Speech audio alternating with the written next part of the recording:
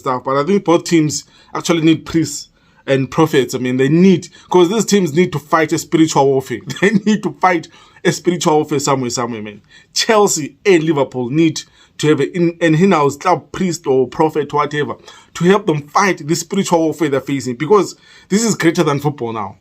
I mean, for both teams to be this shock, I mean, last year's top four, two of the top four from last season are in 9th and 10th. That's unheard of in the Premier League. It's normally one team falling off that bad, but then not even 9th and 10th. They're normally maybe in 6th, 7th when they're having a bad season.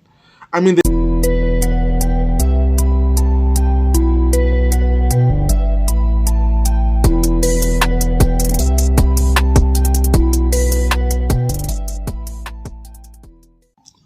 welcome everyone to MRM Sports. I'm your host, Ronald Dim. Man, Game Week 21 is upon us. Game Week 21. Of course, I'm still in Game Week 20. Last night was Man United dropped 2 points away to Crystal Palace. What a free kick by Olise, man. What a free kick. You know, it's one of those I was thinking United are winning the game. I'm no longer fully focusing on the game. I can see the tide is turning a bit, but then Crystal Palace had been toothless throughout the game, man. But then I'm chilling there, watching the game, and then from nowhere, I mean, Olise drops this gem of a free kick. I mean, when it hit the top post, man, that was a brilliant free kick. That was a brilliant free kick, man. But nonetheless, man, previewing, it's actually not a preview of Game Week 21 of Chelsea versus Chelsea away to Liverpool. It's just a combined 11. I thought I would also do one of those, man, a combined 11 of two teams. I mean, both teams are in diabolical form. Both teams are having a stinker and a shocker of a season. A stinker and a shocker of a season, man. Both teams need, I understand, like, most of the teams have psychologists. I think psychologists have your therapists and stuff, but I think both teams actually need priests and prophets. I mean, they need, because these teams need to fight a spiritual warfare. They need to fight a spiritual warfare somewhere, man. Chelsea and Liverpool need to have an in-house club priest or prophet, whatever, to help them fight the spiritual warfare they're facing, because this is greater than football now. I mean, for both teams to be this shock, I mean, last year's top four, two of the top four from last season are in 9th and 10th. That's unheard of in the Premier League. It's normally one team falling off that bad, but then not even 9th and 10th. They're normally maybe in 6th, 7th when they're having a bad season. I mean, they need a priest and and all the prayers they can get, and a prophet to cast out the demons, because this is a spiritual warfare. It's more than psychological now. I mean, for both teams to be this bad, man, this in January, to be this far off the top four, it's actually scary, man. But then I thought, why not also do a top 11, a combined 11? Now, the criteria for my picks is the players have to be currently fit and on form. So obviously that rules out your Kantes, your Van Dijks, the players who are injured, your Firmino, your Sterlings. All these players are ruled out. I'm going on current form and players who are fit, who most likely will play on Saturday, sorry. So obviously you can't pick just based on pure talent or reputation. You have to pick a player on what they're currently doing in the Premier League, who are currently contributing to their teams being 9th and 10th, or not even fighting relegation, because I wouldn't be surprised if any of these teams was fighting relegation, to be honest. So yeah, let's jump right into it, man. My first pick, obviously, I have to start. The formation I'll be using is a 4-3-3. I think it's the formation for most successful teams in England. You look at Arsenal, current local leaders, they play a 4-3-3. Second position, City, they play a 4-3-3. Man United play 4-3-3. Newcastle at times also play a 4-3-3. So instead of going with the 3 or 5 at the back or whatever formation, I thought let me just stick to this formation with the players who are available, and we'll see who gets to coach the team at the end of this video, man. Let's start with the goalkeeping position. I think it's a battle between Alisson and Kepa. I think this is a no-brainer, man. I have to go with Alisson. Although this season has been good for Chelsea. I think the fact that he wrestled the jersey from Mendy, was having a tough time at Chelsea, of course. But then I think with Alisson, man, I think he far much safer hands. Of course, both keepers have made mistakes. You think of Kepa in this Manchester City game. You think of Alisson, although it was in the cup, and FA Cup blunder, man. But then I think Alisson brings much more to the team. I think it brings confidence. It brings a good shot stopper. He's a better distributor of the ball than Kepa. I think Alisson overall is just a shade better than Kepa. And if I was combining both teams to start a final tomorrow, I think I'd go with Alisson and maybe substitute Kepa for the penalties. Although that will pay or might not pay off, yeah. But then I think in goal, I will go with Alisson. So Alisson in the combined 11, Alisson up in goal. And in the right back position, man, I think it's a no-brainer. If Reece James was fit, you would have a shout, because I think Chelsea, if Reece James is fit, Chelsea play better. I think he's the best player in the club by margin. I think if he's fit, he brings so much. He brings attack and defensive wise. And with Reece James out injured, I can't put Aspletter, man. I think he's past his prime. If I was doing this video 5 seasons ago or 6 seasons ago, then Aspletter, you best believe, was going to be taking that spot. I mean, I think he's out. I think Aspletter is done at Chelsea. And you think, so it only leaves us with Trent, man. I think going forward, everyone knows what Trent can do. Alexander Trent Arnold. I think Trent is such a brilliant right back, attacking wise, and even defensive wise. Even though at times he falls off, it's difficult to see how anyone would rest the jersey away from Trent, man, because Trent is a brilliant alternative. He's a brilliant going forward. There's balls into the box. It's so weird because I can put him in this team, but then going forward, looking at the striking positions, will he be floating the balls too? Because both teams striking wise, man, they are short to say the least. So in right back, we'll go with Trent, and then I think the two, because Van Dijk is injured, as I said in my criteria, I'm not going on. I'm not going on reputation or anything. I'm just going to go on form and players who are currently fit, man. Hey, this fly is messing about. I'm going to go with players who are currently fit. And I think I have to go with Matip and Thiago Silva as a two. I think Thiago Silva is a no-brainer. If Van Dijk was fit, I'm still going to go with Thiago Silva and Van Dijk. I think they would complement. We have two brilliant Rolls Royce playing in the back two, man. I think both players are brilliant. Thiago Silva is such an age. At times you feel like maybe pace will be a factor for him. Maybe strikers will run away from him, but then he shows that his timing is so perfect. The way he reads the game is so perfect that he knows how to use his pace and use his board and limited pace to actually mark even the fastest of strikers. Against City, I don't think Haaland really gave him that much of a tough time, So I think Thiago Silva is a no-brainer cause. And Matip, even though he has made some blunders, I think the game against Brighton, man, where Liverpool lost 3-0 the last time around, game week 20, I think Matip was at fault for one of those goals, but then I'll choose Matip over Konate. I think, again, with Thiago Silva not that fast, I think Matip will come in. And even though he was partnering Van Dijk, I think Matip has always been solid, even when Van Dijk was having a shaky start to the season. I think when Van Dijk was having a shaky start to the season, I think Matip was solid. So my back two will be Matip and Thiago Silva. I think those will be two defenders I pick. And then at left back, again, I'll go with the Liverpool defender. I'll go with Robertson, man. I think Robo, it deserves the spot again, because when I think Chelsea left back, Chilwell is out injured. Cucurella hasn't really done it. These days, even his own manager, Potter, doesn't start him. He starts a whole at the left back position. So I'll go with Robo, just because I think even if Chilwell was fit and both him and Robo were in form, I think Robo brings... I think it will be an interesting debate, actually, because Chilwell going forward, he gets goals, he gets assists. Robo does get a lot of assists, but then his goals are... I understand he's a left back, but then he doesn't score as much as Chilwell. So I think that would have been a good debate to have, but then I would go with the Robo, man, at left back. So that's our back four with Trent, Matip partnering Thiago Silva, and Robo.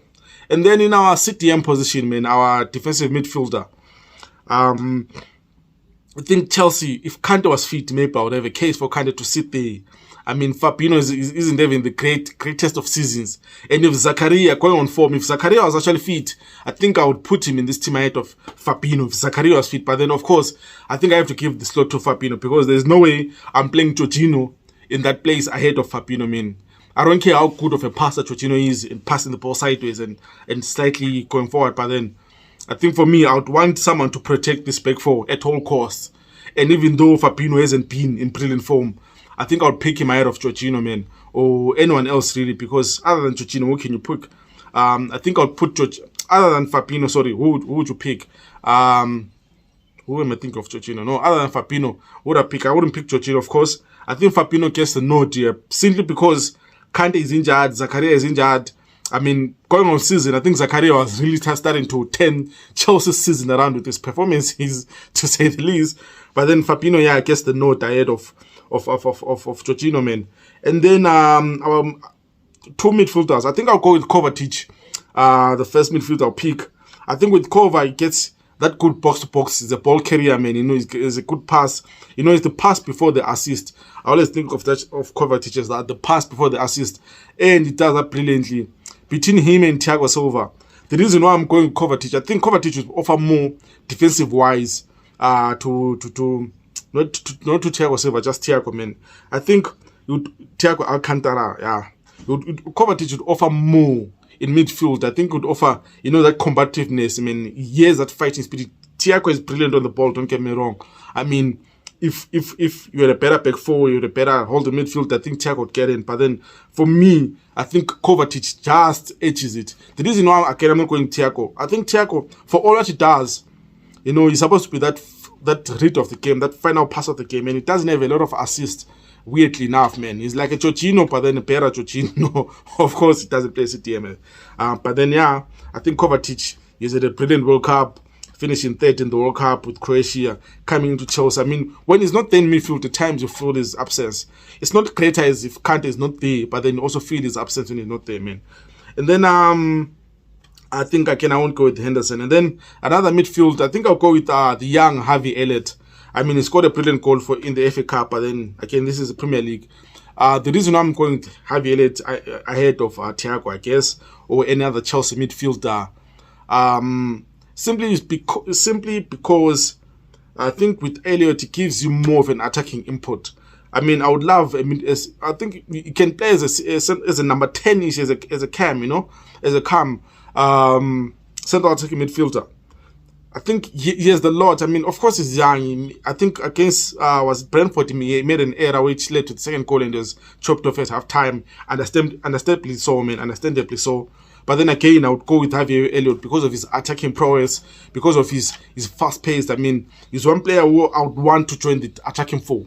My attacking players, my attacking wingers, and the striker I'm going to pick. And I don't think Thiago does that very much well.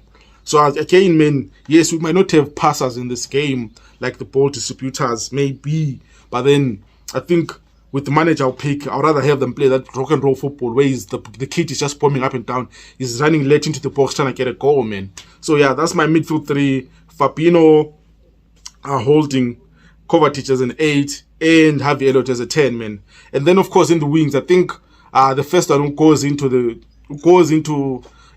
starting 11 is Mo Salah. I think Mo Salah is the only player who's guaranteed the spot in this game because he's fit and he's playing well, and I think he's always been a threat. I mean, if you watch Liverpool play now, even if they're down in 9th, I think Salah is one player you always expect to get something for Liverpool, to create something for Liverpool.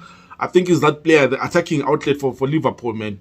He is that good. I mean, Salah is having a shitty season, but then you'd be amazed at the goals and assists he has. Even though as a team, Liverpool are playing really bad, and Salah is not shining because of that. Because for Salah to shine at times, he needs the whole players to be firing. He needs Liverpool to be playing that rock and roll football. He needs to have that free roll a bit. So I go with Salah. I mean, who at Chelsea can dispose Salah? I mean, Salah is so good for both teams, even though they're 9th and 10th, that tomorrow if he wakes up playing for Chelsea, goes into the starting 11, without a doubt, even if everyone is fit, who would you bench Salah for at Chelsea?